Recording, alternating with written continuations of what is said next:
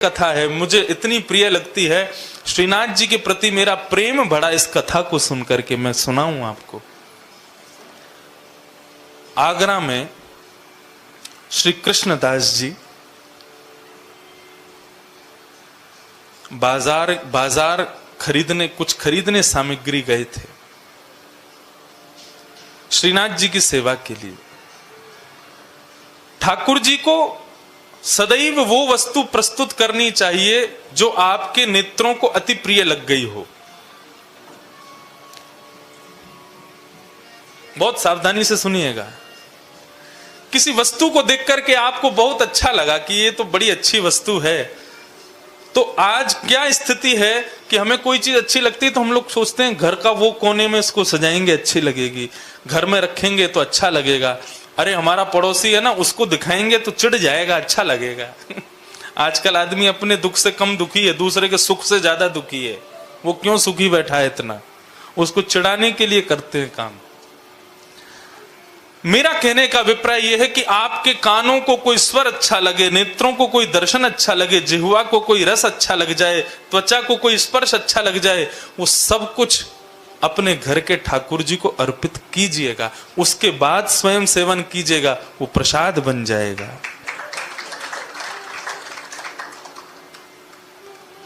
श्री कृष्णदास जी एक बार दिल्ली गए तो दिल्ली में जलेबी बन रही थी। जलेबी देख करके कृष्णदास जी मन में सोचने लगे, मुंह में पानी आने लगा। और भक्त हैं, बिना भोग के तो खाते नहीं। मन में सोचने लगे क्या करूं, कैसे करूं, और ये तो हमारे लाल जी को मिलनी चाहिए। मतलब भक्त का लक्षण क्या है, उसका मन यदि किसी वस्तु पे आ जाए तो वो ये विचार ना करे मेरा मन आया, वो सोचे मेरे लाल जी का मन आ गया है, मेरे ठाकुर जी को प्रिय लग गई है। अयोध्या में आज भी कई ऐसे संत हैं, वो ऐसा नहीं कहेंगे कि हमें टिकिया खाने का मन है, वो कहेंगे अपने राम जी को टिकिया बहुत पसंद है, अपने लाल जी को भल्ला बहुत पसंद है, अपने लाल जी को दही बड़ा बहुत पसंद है। इस प्रकार से वचन निकले तो अच्छा है। ठाकुर जी को प्रिय है ऐसा कहकर के किसी वस्तु का सेवन करोगे, वो भोग नहीं माना जाएगा, वो प्रसाद ही माना जाएगा, वो सांसारी भोग नहीं रह जाएगा। फिर कृष्णदास जी का जलेबी पे मन आ गया, सोचने लगे लाल जी को कैसे पवाऊं, अब यहां तो सब लोग ढकेल पे खड़े होके खा रहे हैं, इसको ले जाके मैं भोग भी नहीं लगा सकता। एक बात बताएं, थोड़ी अटपटी है ये भी। हम लोग जो मिठाई की दुकानों से मिठाइयां खरीद करके ठाकुर जी के भोग में अर्पित करते हैं, वो भी पूर्ण रूपेण शुद्ध नहीं होती। आपसे पहले किसी ने लेकर के खा ली है, वहीं से उठाई गई मिठाई किसी के मुख में चली गई, और वहीं 2 घंटा बाद आप गए वो मिठाई ले जाके राधा रमन जी को अर्पित कर दी, उसको राधा रमन जी स्वीकार नहीं करते। इसलिए वैष्णवी परंपरा में स्वयं सिद्ध करके ठाकुर जी को अर्पित किया जाता है, पूर्ण रूपेण शुद्ध हो। कृष्णदास जी ने सोचा कि तुरंत गोवर्धन निकलूंगा और स्वयं अपने हाथों से जलेबी बना करके अपने लाल जी को अर्पित कर दूंगा। शाम का समय होते होते गोवर्धन पहुंचे, सारी सामग्री खरीद करके ले गए कि जलेबी बनाने के लिए जो जो सामग्री चाहिए सब कल सवेरे बना के राजभोग में ठाकुर जी को दूंगा। लेकिन कृष्णदास जी के मन का भाव, शाम को शयन के दर्शन के लिए जैसे ही गिरिराज पर्वत पर ऊपर गए हैं, गिरिराज जी का दर्शन करने लगे, मन में चिंतन चल रहा है कल जलेबी बनानी है, जलेबी का भोग लगाना है, कल जलेबी उत्सव करना है ठाकुर जी का। जैसे ही शयन के कपाट खुले हैं, कपाट खुलते ही क्या देखते हैं, श्रीनाथ जी की उठी हुई भुजा के ऊपर जलेबियां रखी हुई।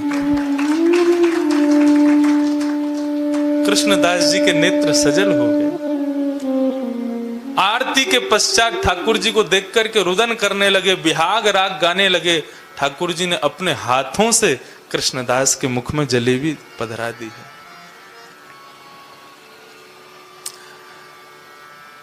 इसको रस नहीं, इसको रास कहते हैं। अपने भक्त की हम ठाकुर जी की इच्छाएं पूरी करते रहें, या हमारे हृदय की इच्छा हमारी ना रह जाए, वो फिर ठाकुर जी की ही इच्छा हो जाए। ये भक्ति की एक पराकाष्ठा है। तो श्री कृष्णदास जी एक बार आगरा गए, तो आगरा में बाजारी कर रहे थे, तभी उनको सुंदर स्वर सुनाई देने लगा। और सुंदर स्वर को सुनकर के कृष्णदास जी का मन विचलित होने लगा। बोले कौन गा रहा है? उस स्वर के पीछे खोजते खोजते खोजते गली में गए, गली से दूसरी गली, दूसरी से तीसरी गली। तभी वे देखते हैं कि एक जगह बड़ी भीड़ लगी है। अंदर प्रवेश करके गए तो चारों तरफ मनचले व्यक्ति खड़े थे और बीच में घुंघरू अपने पैरों में बांध करके एक वैश्या नृत्य करके गा रही थी। उसके स्वर पर तो कृष्णदास जी एक बार को मोहित हो ही गए थे, लेकिन जब उसका स्वरूप देखा, कृष्णदास जी के मन में भाव आया, अरे इतना सुंदर स्वरूप, इतना सुंदर कंठ, इतना सुंदर नृत्य, ये तो मेरे लाल जी को प्रस्तुत होनी चाहिए, ये तो मेरे ठाकुर जी के सामने प्रस्तुत होनी चाहिए। माफ कीजिएगा, किसी के सुंदर रूप को देख करके यदि आप कहते हो कितना सुंदर है, तो वहां पर भी आप एक प्रकार से गलत माने जाओगे। राम राम, इसकी तो दृष्टि खराब है। लेकिन यदि किसी के सौंदर्य पर मोहित हो जाओ और उस पर भी यह भाव रखो कि ये तो हमारे ठाकुर जी को प्रस्तुत होनी चाहिए, तो वह भी एक भक्ति का रूप धारण कर लेगी। कृष्णदास जी ने उस वैश्या के जब नृत्य पूरा हुआ तब उसके पास गए और गुमान में खड़ी है, पूरा नगर उसको देखने के लिए लालायित रहता है। कृष्णदास जी जैसे तैसे उसके पास पहुंचे और जाकर के कहा, देवी हमारे सेठ जी के सामने नृत्य करोगी? वो ध्यान ही नहीं दे रही थी कृष्णदास जी पे। बोले कहां है तुम्हारे सेठ जी? बोले गोवर्धन में। गोवर्धन तो बहुत दूर है यहां से। अरे जो लगेगा हम दे देंगे। वैश्या ने कहा 50 रुपया लगेगा। उस समय के बहुत होते थे। कृष्णदास जी ने 100 रुपया तो तभी दे दिया। बोले 100 रुपया तुम पहले रख लो और फिर जब हमारे सेठ जी के सामने नाच लोगी, वो प्रसन्न हो जाएंगे, तो उसके बाद जो उनकी इच्छा होगी वो दे देंगे तुमको। वो 100 रुपया देख करके बोले ये तो केवल ऐसे ही तुम्हारे एडवांस समझ लो, रख लो अपने पास। वैश्या तो मोहित हो गई। बोले यहां तो मुझे लगता है इतना धन मिलेगा कि मुझे फिर किसी से मांगने की जरूरत नहीं। जब सेठ जी का सेवक इतना उदार है तो सेठ जी कितने उदार होंगे। कब चलना है? बोले कि कल सवेरे प्रातः काल ब्रह्म बेला में चलेंगे और शयन के हमारे सेठ जी सोएंगे, शयन के समय तक हम पहुंच जाएंगे, तब तुम नृत्य करके दिखाना। ठीक है। प्रातः काल बैलगाड़ी लेकर के कृष्णदास जी पहुंच गए और वैश्या को साथ बैठा करके ले जा रहे हैं और मनी मन कृष्णदास जी ठाकुर जी का चिंतन करते जा रहे हैं। लाल जी आज आप प्रसन्न हो जाओगे, आपकी सेवा के लिए एक अद्भुत कंठ आ रहा है, एक अद्भुत स्वरूप आ रहा है, एक अद्भुत नृत्य आ रहा है, सब ठाकुर जी को अर्पित। शाम का समय पहुंचे, वैश्या तैयार होकर के मंदिर में पहुंची। अभी तक भी उसको नहीं पता था मैं कोई मंदिर में हूं। कृष्णदास जी से बोलती, कहां है आपके सेठ जी? पर्दा लगा था। बोले अभी भोजन कर रहे हैं, जैसे भोग पूरा हो जाएगा उसके बाद सेठ जी सामने सिंहासन पर बैठे हैं, तुम नृत्य करना शुरू कर देना। अति सुंदर बनकर के आई है, अपने रूप का अहंकार, अपने कंठ का अभिमान, अपने संपूर्ण अंग का अभिमान कर रही है। बोले ऐसा नृत्य करूंगी, ऐसा गाऊंगी कि इनका सेठ फिदा हो जाएगा मुझ पर। लेकिन उसको क्या पता था कि फिदा कौन होने वाला है। कृष्णदास जी ने उसको व्यवस्थित कर दिया। बोले टकटकी लगा करके देखो, पर्दा खुलने वाला है बस। और कृष्णदास जी एक कोने में खंबे से सिर लगा करके खड़े हो गए। बोले अब क्या लीला होने वाली है लाल जी की। जैसे ही गुसाई जी ने कपाट खोले हैं, एक भुजा उर्ध बाहु, दूसरी भुजा कंठ पर, अपने कटी भाग पर, और कमल नयन श्रीनाथ जी का जैसे ही उसने दर्शन किया है, स्तब्ध हो गई। मुखमंडल को देख करके उसके संपूर्ण शरीर के रोए मानो नृत्य करने लगे। कृष्णदास जी इशारा करने लगे कुछ गाओ, तो कंठ भर आया। जितने स्वर राग रागनियों को जानती थी सब विस्मृत हो गए। कृष्णदास जी कहने लगे नृत्य करो तो धरती कहीं है, पैर जाता कहीं है, मन की दशा कछु और ही भई रे। तब अंत में वो समझ गई कि मैं कुछ नहीं कर पाऊंगी, क्योंकि अपने पर अभिमान था ना कि मैं ये जानती हूं, ये जानती हूं। उनके लिए पूर्ण समर्पण नहीं था मेरे हृदय में। तब वो कृष्णदास जी के सामने हाथ जोड़ती, बोले मेरे बस की नहीं है अब कुछ गाना, आप ही कुछ गा दीजिए। तब कृष्णदास जी के उस भाव को गाया गया। आहा, उस वैश्या ने कृष्णदास जी से निवेदन किया कि आप गाओ। जब कृष्णदास जी ने पद गाना शुरू किया है तो मानो कृष्णदास जी ठाकुर जी की ओर नहीं देख रहे हैं। बहुत ध्यान से सुनिएगा, इस संपूर्ण पद का अर्थ अद्भुत है। कृष्णदास जी ठाकुर जी की ओर नहीं देख रहे थे, उस वैश्या के मुखमंडल को देख करके उसको पढ़ रहे थे कि इसके मन में क्या चल रहा है, और तब गा रहे थे।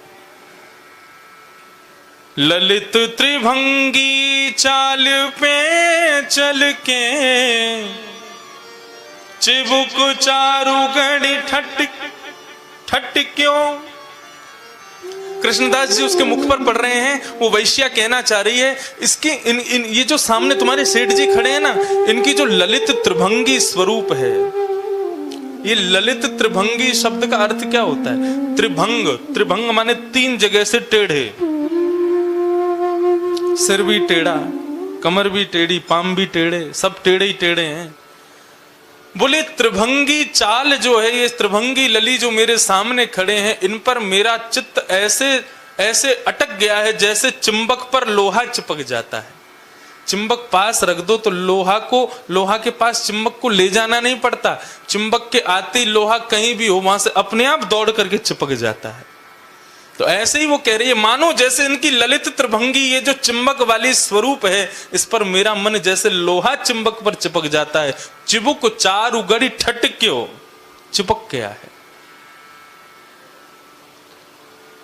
सजन श्याम घन वरन लीन है, फिर चित अनत न भटक्यो। नाचते नाचते कृष्णदास जी ने इशारा किया, बोले बस हो गया, अब चलो वापिस तुमको आगरा छोड़े आए, जहां तुम नाचती थी वहीं छोड़े आए। तब उसके मुखमंडल कहता है, सजल श्याम घन वरन लीन है, इन्होंने जिसका वरण कर लिया है, फिर चित अनत न भटक्यो। अब मेरा कहीं और जाने का मन है ही नहीं। कृष्णदास जी बोले तो फिर यहीं रहोगी, क्या करोगी? अब क्या मन है? बोले यहां रहने का भी मन नहीं है। तो फिर तुम्हारा मन क्या है? उसके नेत्र लाल पड़ जाते हैं, रोने लग जाती है, हाथ पांव कंपन करने लगते हैं। तब कृष्णदास जी से मानो इशारे में कहती है कि मैं इस शरीर से इनकी सेवा नहीं कर सकती। इस शरीर को ना जाने कितने लोगों ने उपभोग करके अब दूषित कर दिया है, झूठा कर दिया है, और झूठी वस्तु ठाकुर जी की सेवा में नहीं जा सकती। अब तो मेरा एक ही मन है, शरीर अपवित्र है लेकिन आत्मा परम शुद्ध होती है। कृष्णदास जी स्तब्ध हो गए, तुम क्या कहना चाहती हो? बोले कि बस अब परायण करना चाहती हूं। कृष्णदास किए प्राण न्योछावर। कृष्णदास जी को देखते देखते वो ठाकुर जी को देखती है। बोले शरीर से सेवा नहीं कर सकती क्योंकि अपवित्र है, लेकिन अपनी आत्मा से तो इनसे मिल सकती हूं। नाचते नाचते घूमते घूमते घूमते श्रीनाथ जी के आंगन में ही अपने प्राणों का परित्याग कर देती है और आत्म रूप धारण करके श्रीनाथ जी के शिव विग्रह में जाकर के विलीन हो जाती है। कृष्णदास की ये प्राण न्योछावर, यह तन, जिस तन को इस संसार के लोगों ने इतना प्रेम किया, ये अब ठाकुर जी की सेवा के योग्य नहीं है। यह तन जग सिर पटक्यो, मेरो मन गिरधर छवि पे अटके। सब देखते रह गए और वैश्या का शरीर वहीं शांत हो गया और ठाकुर जी में जाकर के विलीन हो गए। सोचो,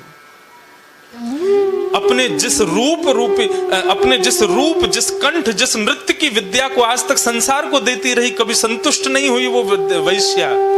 केवल एक दिन उस विद्या का प्रस्तुतिकरण ठाकुर जी के सामने किया, ठाकुर जी ने अंगीकार कर लिया, सेवा में बुला लिया।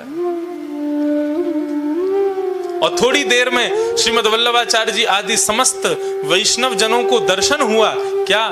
ठाकुर जी के लीला में जितने सखा सहचरी हैं, उन सहचरियों में एक वो वैश्या भी खड़ी है। ठाकुर जी उसको अपनी अंतःपुर की लीला में ले गए।